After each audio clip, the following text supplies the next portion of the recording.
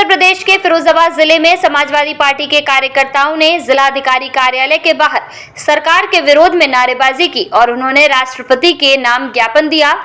Samajwadi party के जिलाध्यक्ष शिवराज सिंह यादव ने आरोप लगाते हुए कहा है कि समाजवादी पार्टी के राष्ट्रीय महासचिव एवं सांसद राज्यसभा रामजीलाल सुमन को लगातार जान से मारने की धमकी, उनके आवास एवं काफिले पर हमले की घटना सहित उत्तर प्रदेश में पीडीए समाज के उत्पीड़न की बढ़ रही घटनाओं में उत्तर प्रदेश की लाचार कानून व्यवस्था का आरोप लगाया।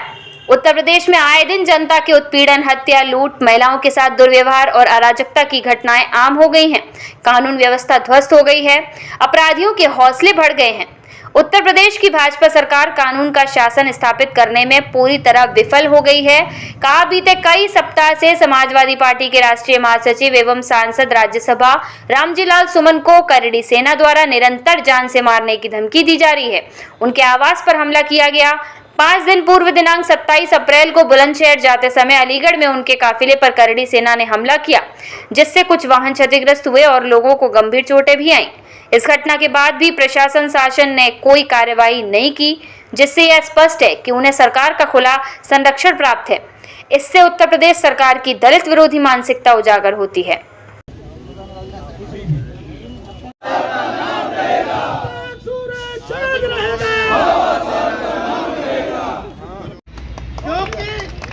भारतीय जनता पार्टी और उनकी सरकार ये चाहती है, तो ये तरीका है बीजेपी को पसंद नहीं है।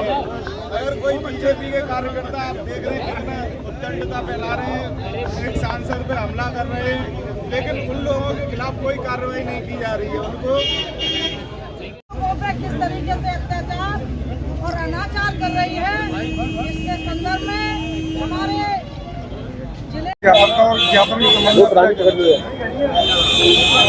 आज ये जो ज्ञापन है वो माननीय राष्ट्रीय अध्यक्ष श्री अखिलेश यादव जी के निर्देश पर उत्तर प्रदेश के हर जिला मुख्यालय पर यह ज्ञापन दिया गया है, क्योंकि भारतीय जनता पार्टी के शासन में दलित, पिछड़ों, अक़लियत पर लगातार अत्याचार और अन्याय होता रहा है, लेकिन अब हदें पार हो गई हैं।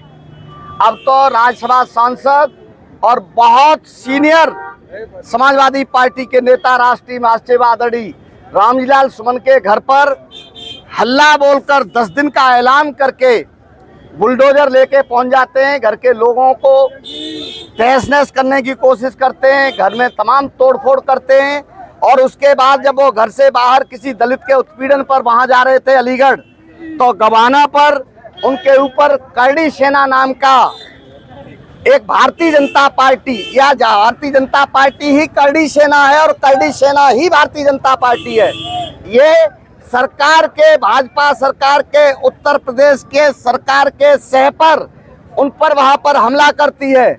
और ये उत्तर प्रदेश की सरकार जो कानून व्यवस्था और संविधान की शपथ लेकर पद पर आरूढ़ है, ये नपुंसकों की तरह उस पर मौन होकर देखती रहती है, कोई कार्रवाई नहीं कर पाती। मांग करने आए थे माननीय राष्ट्रपति महोदय से कि इस सरकार को निर्देश दें कि गरीब पर, कमजोर पर, दलित पर, पिछड़े पर, मजलूम पर जो शोषण हो रहा है, अत्याचार हो रहा है, उस पर रोक लगाने का सरकार को महामहिम राष्ट्रपति जी निर्देश दें। इस अनुरोध के साथ, इस विनय के साथ हम लोग यहाँ पर आए थे कि महामहिम राष्ट्रपति अब इन सरकारों को, जो सरकारें पीडीए को हताहत करना चाहती हैं, दलित, पिछड़े, अक़लियत को समाप्त करना चाहती हैं, इस पर लगाम लगाने का काम करें।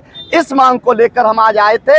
हमने यहाँ पर धरना दिया, हमने यहाँ पर अपनी बात की, हमने यहाँ पर महामहिम राष्ट्रपति के नाम प्रेषित ज्ञापन हमने दिया है, जो जिलाधिकारी के द्वारा देना था वो भी हमने ज्ञापन दिया है। और ये मांग की है क्योंकि आदरणीय अखिलेश यादव जी इन लाल टोपी वालों से लगातार कह रहे हैं अनुशासन में रहना, अनुशासन मत तोड़ना, कानून व्यवस्था बनाए रखना, कानून का शासन बनाए रखने में सहयोग करना। लेकिन हम ये कहने आए हैं कि अपने नेता के कहने पर हम तो हाथ बांधे खड़े हैं, लेकिन भारतीय जनता पार्टी रूपी जे करड़ी सेना सरकार की ओट लेकर जो लगातार पीडीए पर वार कर रही है, ये भी बंद होना चाहिए।